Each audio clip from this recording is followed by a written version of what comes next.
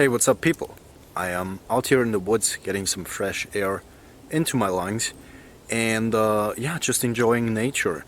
But this video is not about nature, it's about a Spyderco knife. Not this one. Not this one. This one. The Spyderco Stretch 2. Yet another Spyderco backlog F4N model out of Seki City, Japan. Spyderco really doubled down on their F4N models in the last couple of years, and to be honest, I quite like them, generally speaking. I think they have some great designs out there. Some of the absolute classic Spydercos come out of that same factory, and yeah, this one is a really good one as well. It's just a little bit different than some of the other models they have in their F4N lineup. The Stretch has been around for a while actually. They changed the blade design over the years. The straight spine Stretch came out as a sprint run first, which I never got because I do have a life, and yeah, luckily these are in a permanent lineup now. And this is the K390 version.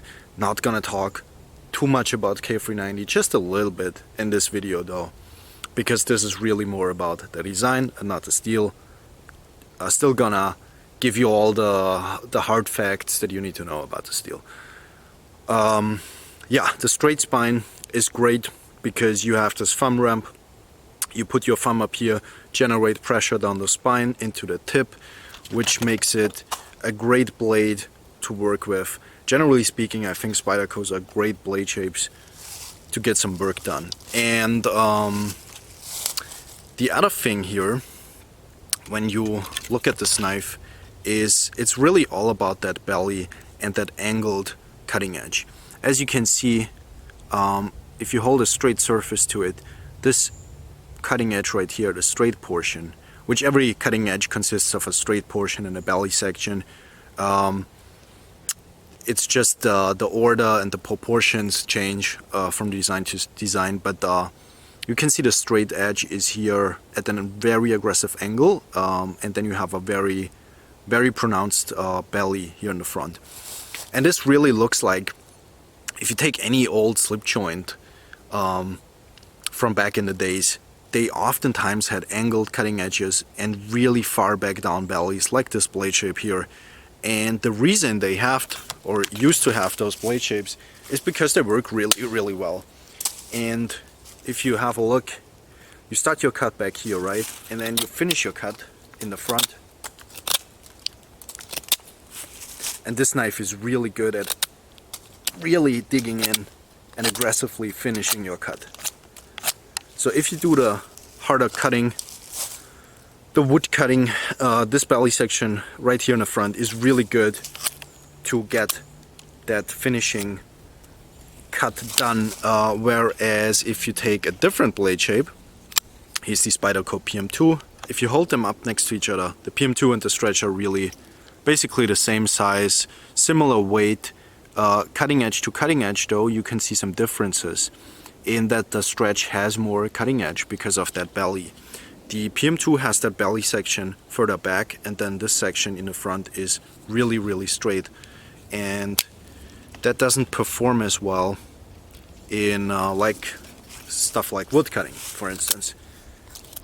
The capabilities of finishing a cut, you need to apply much more pressure with a blade shape like this. It also depends on the sharpness, of course, but generally speaking, a blade shape like this does itself a little bit easier and has more power, and it requires less effort for you to do the cutting. So I really like this belly section in the Stretch design here.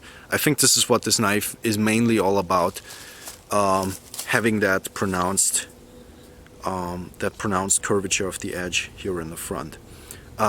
Same blade sizes, like I said, similar tips, so both of these are relatively on the thin side in terms of their tip strength. Both of these knives are not meant to do like, you know, harder use. They are slicing cutting tools and not hard use cutting tools. The PM2 is thicker on the spine, which limits it from slicing better. Thinner spines obviously slice better. thinner geometry slice better. In production knives, that's a very common rule of thumb, is if you have a thinner spine, you have a thinner cutting edge, because that's obviously different when it comes to custom knives, but it changes from design to design. But in production knives, if you have a thick spine, you generally speaking have a thick edge.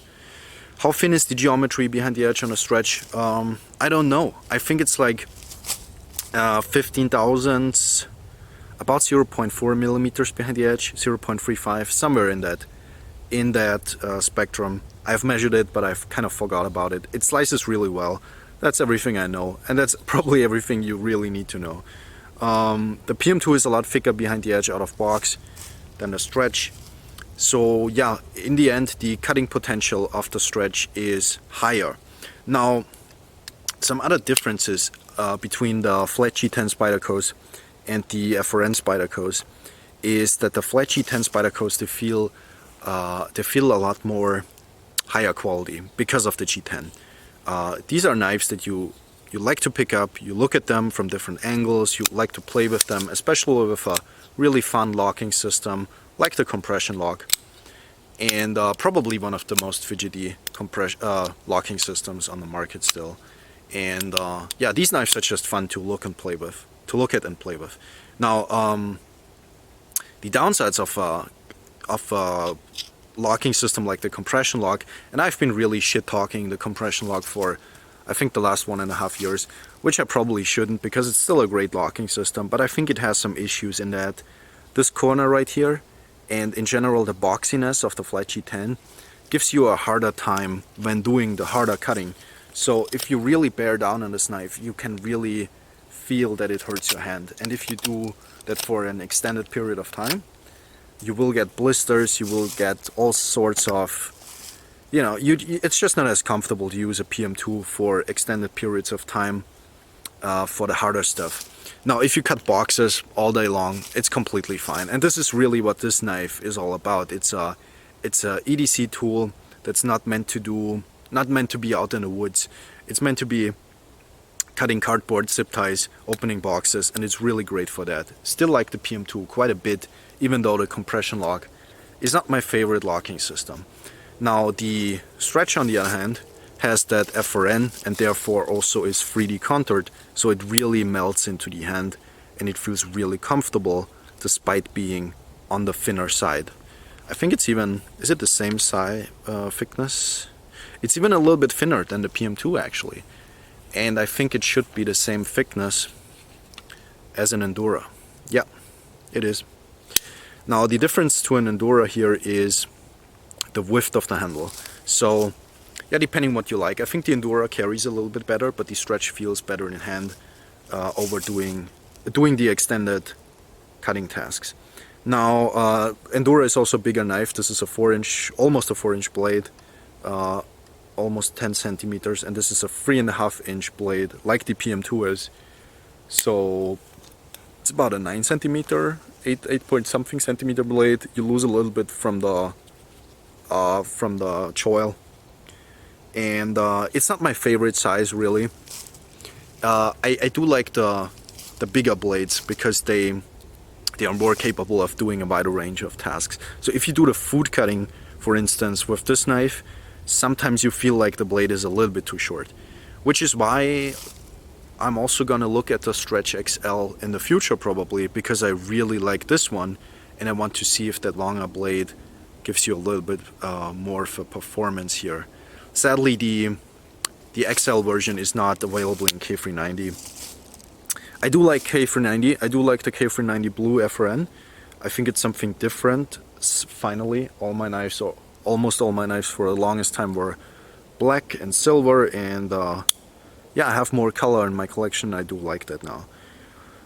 K390, super high edge retention, high toughness down at the edge, even with thinner geometries.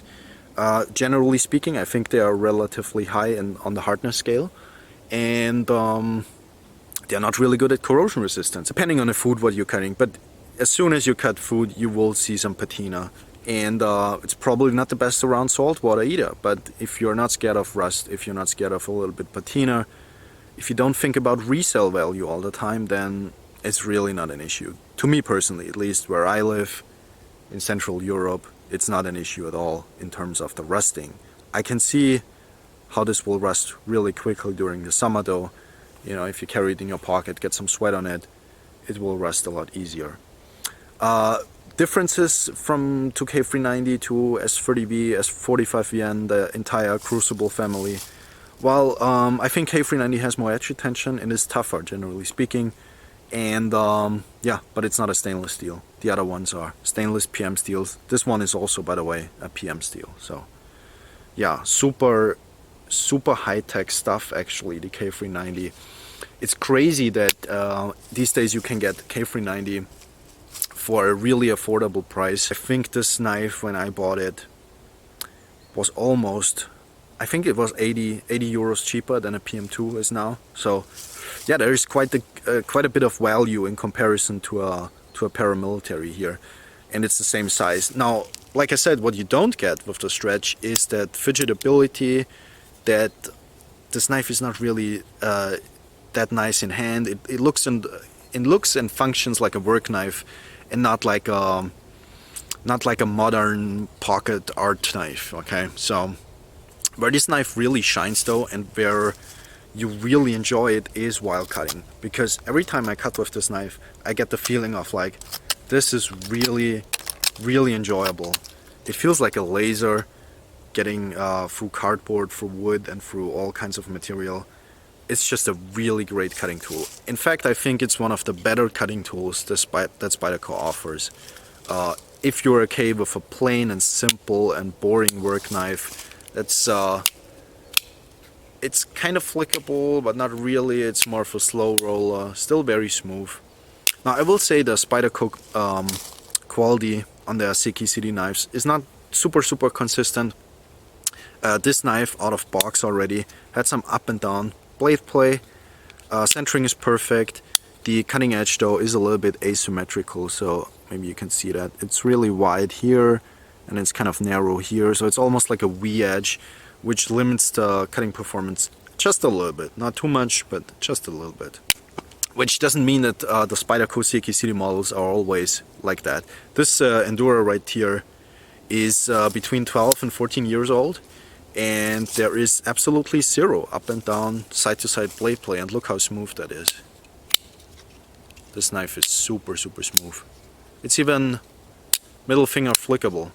So yeah, this is a great knife still after all these years, held up great. Second pocket clip on here already, has been around the world with me. I've climbed mountains, swam through rivers, did all kinds of crazy things with it. It's still going, still a really great knife. So the Spyderco F4N models, I personally like them. It's just they're just not always super consistent on their quality, but on the other hand you get a lot of knife for not too crazy amount of money. So yeah, that's it. That's my Spyderco Stretch 2 opinion. Thank you guys for watching, and maybe we see each other in another video. Goodbye, people.